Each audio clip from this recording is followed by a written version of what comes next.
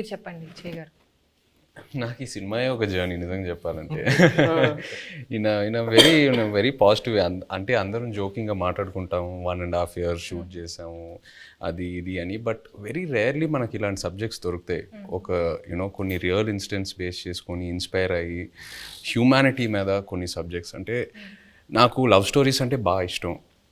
But ఈ సినిమాలో ఏంటంటే ఒక కపుల్ మధ్యన ఉన్న ప్రేమ అది ఆనెస్ట్గా ఉంటే ఎంత దూరం వరకైనా వెళ్ళొచ్చని, ఏ ఛాలెంజ్ అయినా ఫేస్ చేయగలుగుతాము. ద పవర్ ఆఫ్ లవ్ ఈ సినిమాలో బాగా హైలైట్ అవుద్ది. అండ్ లవ్ అనేది జస్ట్ హ్యాపీనెస్సే కాదు, లవ్లో పెయిన్ కూడా ఉంటుంది. అండ్ ఈ సినిమాలో అది బాగా ఎక్స్ప్లోర్ చేసాం. పుట్టింగ్ దట్ అసైడ్, ఈ 1.5 year ఈ ట్రావెల్ అంటే మా టీంతో, అరవింద్ గారితో, పల్లవి గారితో, చందుతో, అందరితో ట్రావెల్ చేస్తూ ఇంకా ఒక 1 month షూటింగ్ పెడితే నేను హ్యాపీగా వస్తాను. అందరూ కొట్టారు కానీ, బట్ అంత అంటే ఇంకా చేయాలని కొన్ని సినిమాలకి అలా అనిపిస్తూ ఉంటుంది. ఎక్కడ సమ్మర్లో రిలీజ్ చేద్దామన్నారు. ఒకసారి క్లాస్ అయిపోయింది. ఈ హెయిర్, ఈ బియర్డ్, ఈ లుక్ వల్ల నేను వేరే ఏ ప్రాజెక్ట్ కూడా చేయలేను. It's very unique to this character. నాకు ఎక్కడ నిజంగా ఇబ్బందిగా అనిపించలా.